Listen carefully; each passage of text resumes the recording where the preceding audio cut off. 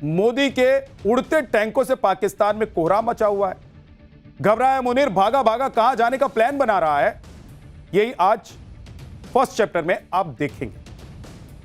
प्रधानमंत्री नरेंद्र मोदी इस वक्त मुस्लिम देशों के दौरे पर हैं और वहां से जो तस्वीरें आ रही हैं उसे पूरे पाकिस्तान में हड़कंप मचा हुआ है, क्योंकि नरेंद्र मोदी के इस विदेशी दौरे के बीच ऐसा खेल पलट गया है कि जो ट्रंप मुनीर को बिरयानी खिला रहे थे अब कह रहे हैं कि गोली खा।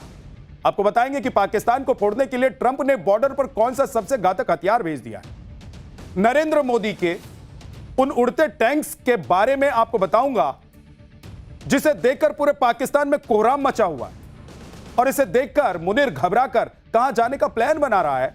इस पर पाठशाला की पहली क्लास में आपको रिपोर्ट दिखा दूं।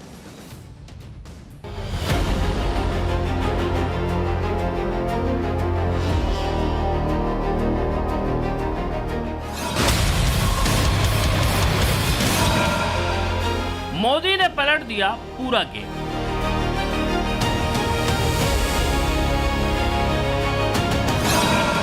मुनीर को फोड़ने ट्रंप ने भेजा सबसे घातक हथियार। पाकिस्तान का फर्जी फील्ड मार्शल मुनीर सपना देख रहा था कि ट्रंप से नजदीकी बढ़ाकर और अमेरिकी राष्ट्रपति से दोस्ती का फायदा उठाकर वो पाकिस्तान का नया तानाशाह बन जाएगा। लेकिन प्रधानमंत्री मोदी ने मुनीर का पूरा खेल पलट दिया।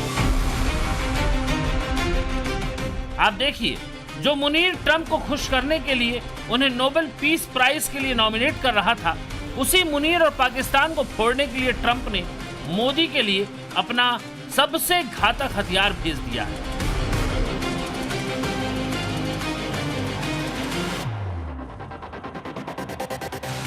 अमेरिका में बने अपाचे AH-64E अटैक हेलीकॉप्टर के फाइनल बैच के 3 हेलीकॉप्टर भारत पहुंच गए। इन तीनों हेलीकॉप्टर को लेकर एंटोनोव 124 हैवी लिफ्ट एयरक्राफ्ट की मदद से गाजियाबाद के हिंडन एयरबेस पर उतारा गया।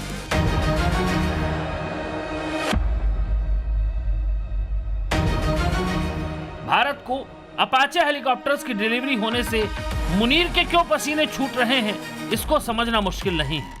दरअसल अपाचे हेलीकॉप्टर को पूरी दुनिया में फ्लाइंग टैंक के नाम से भी जाना जाता है।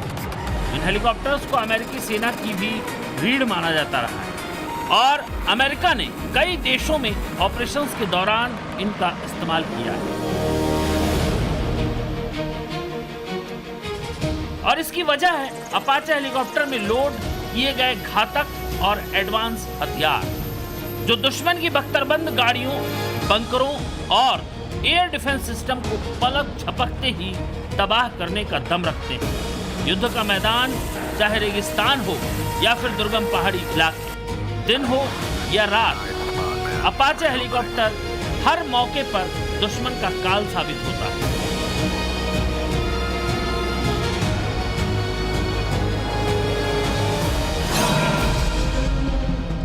अपाचे हेलीकॉप्टर की खूबियों की बात कर लें तो अपाचे हेलीकॉप्टर में 30 mm की ऑटोमेटिक चेन गन लगी होती है, जो चलते फिरते दुश्मन पर ताबड़तोड़ गोलियां बरसाती है। इसमें हाइड्रा 70 रॉकेट सिस्टम लगे हैं, जो पहाड़ी इलाकों में भी टारगेट पर सटीक निशाना साध सकते हैं। इसमें हेलफायर जैसी एंटी टैंक मिसाइलें फिट होती हैं, जो टैंकों और बख्तरबंद गाड़ियों को तबाह कर देती हैं। अपाचे में लगे रॉकेट पॉड्स से दुश्मन के ठिकानों पर भारी बमबारी की जा सकती है। नाइट विजन और एडवांस टारगेटिंग सिस्टम के दम पर यह दिन रात और किसी भी मौसम में ऑपरेशन कर सकता है। इंडियन एयरफोर्स के पास तो पहले से ही 22 अपाचे हेलीकॉप्टर्स की मजबूत फ्लीट है ही। अब अमेरिका से 3 अपाचे हेलीकॉप्टर मिलने के बाद भारतीय सेना के पास भी अब 6 अपाचे हेलीकॉप्टर की फ्लीट तैयार हो जाएगी। 3 अपाचे हेलीकॉप्टर्स का पहला बैच इसी साल जुलाई में भारत पहुंचा और अब 3 और अपाचे अटैक हेलीकॉप्टर भारत पहुंच चुके हैं। इस डिलीवरी के साथ ही 6 अपाचे हेलीकॉप्टर के लिए हुई 5,691 करोड़ की डील पूरी हो गई है। इस डील पर फरवरी 2020 में मोहर लगी थी। पिछले हफ्ते पीएम मोदी की ट्रंप से फोन पर हुई बातचीत के बाद अपाचे हेलीकॉप्टर की डिलीवरी को भारत और अमेरिका के बीच मजबूत हो रही डिफेंस पार्टनरशिप का संकेत माना जा रहा है। अपाचे हेलीकॉप्टर की डिलीवरी होने पर भारत में अमेरिकी राजदूत ने ट्वीट किया। अमेरिकी राष्ट्रपति और भारत के प्रधानमंत्री के ज्वाइंट स्टेटमेंट के मुताबिक भारतीय सेना के लिए लेटेस्ट अपाचे AH-64E हेलीकॉप्टर का आना भारत और अमेरिका के बीच बड़ी डिफेंस पार्टनरशिप की ओर एक और कदम है। ये माइलस्टोन भारत और अमेरिका के बीच भरोसेमंद और तेजी से बढ़ती डिफेंस पार्टनरशिप को दिखाता है और भारत अमेरिका के बीच हुए कमिटमेंट को पूरा करता है। अपने लेटेस्ट कैपेबिलिटी के साथ अपाचे रीजनल सिक्योरिटी के हमारे शेयर्ड विजन को मजबूत करता है और क्रो प्रोडक्शन, ट्रेनिंग और टेक्नोलॉजी एक्सचेंज में सहयोग को मजबूती देता है। मुनीर की टेंशन इसीलिए भी बढ़ी हुई है क्योंकि अमेरिका में सबसे घातक माने जाने वाले अपाचे अटैक हेलीकॉप्टर की नई खेप को भी पाकिस्तान बॉर्डर पर तैनात किया जाएगा, जिसके लिए पहले ही राजस्थान के जोधपुर में अपाचे को ऑपरेट करने के लिए 451 आर्मी एविएशन स्क्वाड्रन एक्टिव हो चुकी है और राजस्थान में पाकिस्तान की सेना पर तैनाती के लिए अमेरिका से मिले अपाचे हेलीकॉप्टर्स का रंग भी रेत जैसे रखा गया है, जिससे पाकिस्तान को इसकी तैनाती वाली जगह की भनक तक नहीं लग पाएगी। मुनीर का बीपी इस वजह से भी हाई है क्योंकि अमेरिका ने ऐसे वक्त में भारत को अपने सबसे घातक हथियार की डिलीवरी की है जब ऑस्ट्रेलिया में यहूदियों के इवेंट पर हुए आतंकी हमले से ट्रंप भड़के हुए और ट्रंप ने कट्टरपंथी इस्लामिक आतंकवाद की ताकतों और इन्हें बढ़ावा देने वाले देशों के खिलाफ युद्ध छेड़ने का ऐलान कर दिया है और दुनिया के सभी देशों से इस युद्ध में साथ खड़ा होने की अपील की। इधर ट्रंप ने आतंकवाद के खिलाफ युद्ध का ऐलान किया तो पीएम मोदी ने मुनीर और पाकिस्तान का वो रास्ता भी बंद कर दिया जिस पर चलकर मुनीर हर बार भारत के खिलाफ आतंक की साजिश को अंजाम देने के बाद छुपने की जगह ढूंढता फिरता है। पीएम मोदी इन दिनों 3 मुस्लिम देशों के दौरे पर हैं। सबसे पहले पीएम मोदी जॉर्डन पहुंचे, जहां क्राउन प्रिंस सारे प्रोटोकॉल तोड़कर खुद पीएम मोदी को छोड़ने एयरपोर्ट पहुंचे और तब तक रनवे पर खड़े रहे जब तक पीएम मोदी प्लेन में चढ़ नहीं गए।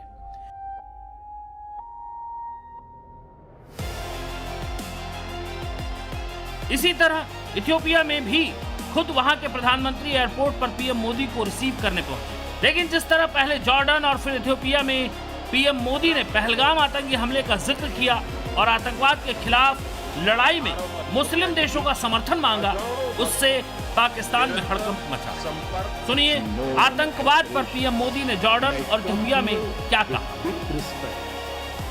वैश्विक स्तर पर भी हम करीबी संपर्क में रहे हैं। गाजा पर शुरुआत से ही आपकी बहुत सक्रिय और सकारात्मक भूमिका रही है। हम सभी की आशा है कि क्षेत्र में शांति और स्थिरता बनी रहे। आतंकवाद के विरुद्ध हमारा साझा और स्पष्ट रुख है। आपके नेतृत्व में जॉर्डन ने आतंकवाद, उग्रवाद और रेडिकलाइजेशन के खिलाफ पूरी मानवता को एक सशक्त और रणनीतिक संदेश दिए हैं। पाठशाला में अब अगली क्लास यानी कि अगला चैप्टर, मुस्लिम देश में जय श्री राम, विदेशी संसद में वंदे मातरम, पीएम मोदी के विदेश दौरे से आई वो तस्वीरें जो गर्व से भर देंगी। मुस्लिम देशों में जाकर मोदी ने भारत का डंका बजा दिया। उधर विदेशी जमीन पर फिर राहुल गांधी ने क्या ब्लंडर कर दिया है, आज आपको दिखाने वाले हैं। पाकिस्तान के मुनीर भले ही ट्रंप की शरण में चले गए, लेकिन पीएम मोदी उसे छोड़ने वाले कहां हैं?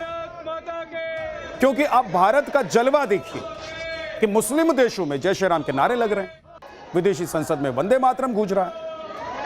6 मिडिल ईस्ट देशों के ताकतवर संगठन गल्फ कोऑपरेशन काउंसिल के अहम देश पीएम मोदी के साथ बड़ी बड़ी डील करने वाले हैं। मुस्लिम देश के क्राउन प्रिंस खुद पीएम मोदी के लिए कार का ड्राइवर बन जाता है, यानी कि पीएम मोदी ने डंका बजा दिया है। लेकिन उधर राहुल गांधी को देखिए, वो भी विदेशी दौरे पर हैं, जर्मनी में है। लेकिन राहुल गांधी के जर्मनी दौरे से क्या नया बवाल मच गया है? पीएम मोदी और राहुल गांधी के विदेश दौरे पर क्या क्या हो रहा है, पाठशाला की यह स्पेशल रिपोर्ट देखिए।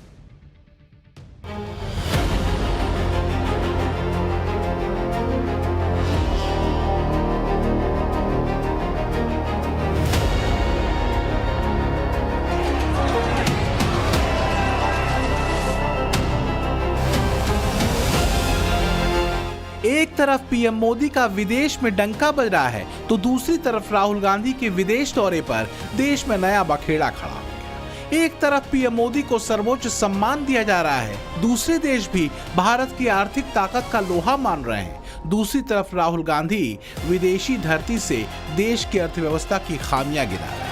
राहुल गांधी ने जर्मनी जाकर ऐसा क्या कह दिया कि विवाद खड़ा हो गया, ये आपको बताऊं उससे पहले देखिए कि कैसे विदेश में पीएम मोदी का डंका बज रहा है। ये तस्वीरें पीएम मोदी को मिले सर्वोच्च सम्मान की है। अपने पहले ही दौरे पर अफ्रीकी देश इथियोपिया ने पीएम मोदी को सर्वोच्च नागरिक सम्मान ग्रेटर निशान ऑफ इथियोपिया से सम्मानित किया है। अब तक 28 देश पीएम मोदी को अपना सर्वोच्च नागरिक सम्मान दे चुके हैं। अभी अभी मुझे ग्रेट ऑनर निशान ऑफ इथियोपिया के रूप में इस देश का सर्वोच्च सम्मान प्रदान किया गया है।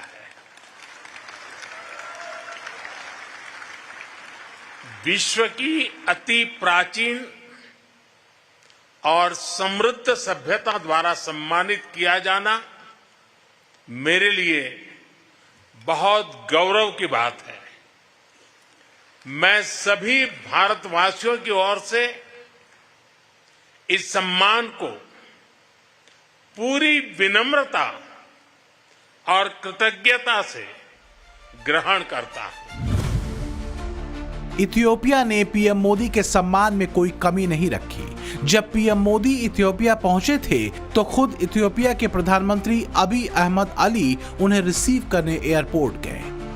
गाजे बाजे के साथ पीएम मोदी का जबरदस्त स्वागत हुआ। इसके बाद की तस्वीरें तो और हैरान करने वाली थी।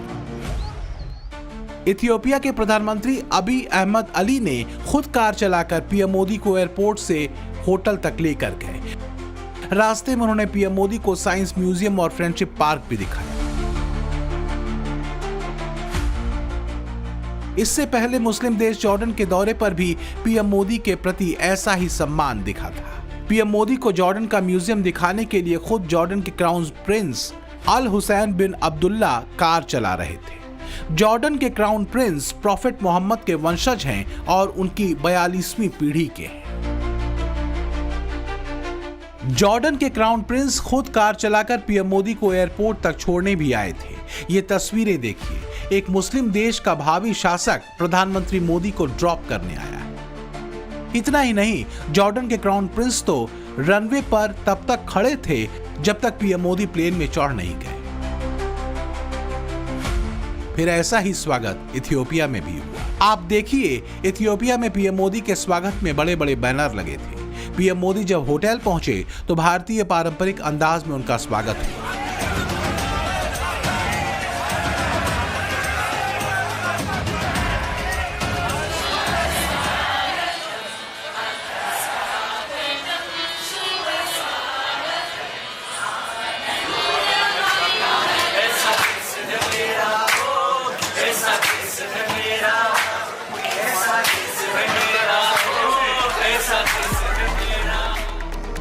इथियोपिया के पीएम ने नरेंद्र मोदी के सम्मान में जो डिनर आयोजित किया, इसमें इथियोपिया गायकों ने वंदे मातरम की मधुर प्रस्तुति दी। इस मौके पर खुद पीएम मोदी ने हाथ ऊपर करके तालियां बजाई।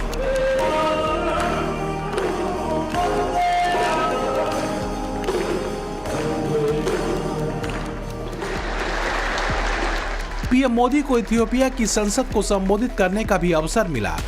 पीएम मोदी जब इथियोपिया की संसद पहुंचे तो काफी देर तक वहां के सांसद पीएम मोदी के स्वागत में तालियां बजाते रहे।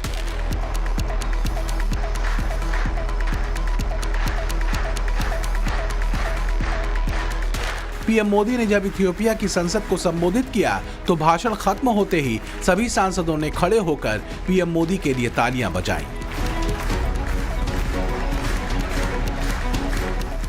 पीएम मोदी के लिए इथियोपिया ने ये जो प्यार और सम्मान जताया वो इसलिए भी है क्योंकि कोविड जैसे मुश्किल वक्त में भारत ने इथियोपिया को वैक्सीन भेजकर मदद की थी। मुश्किल वक्त में की गई इस मदद ने कूटनीतिक रिश्तों को भी मजबूत कर दिया।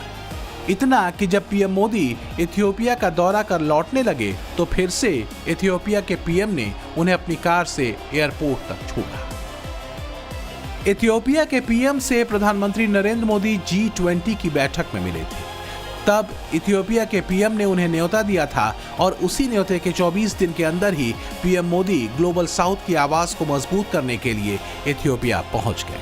पीएम मोदी का इथियोपिया दौरा इसलिए भी बहुत अहम है क्योंकि चीन भी अफ्रीका में अपनी पकड़ मजबूत करने में लगा है। जॉर्डन और इथियोपिया के बाद पीएम मोदी मुस्लिम देश ओमान की यात्रा पर है। भारत और ओमान के राजनयिक संबंधों के 70 साल पूरे होने पर यह यात्रा हो रही है। उम्मीद है कि इस यात्रा के दौरान भारत और ओमान के बीच फ्री ट्रेड एग्रीमेंट हो जाए। इससे दोनों देशों का व्यापार बढ़ेगा, टैरिफ के बीच भारत को नया मार्केट मिलेगा।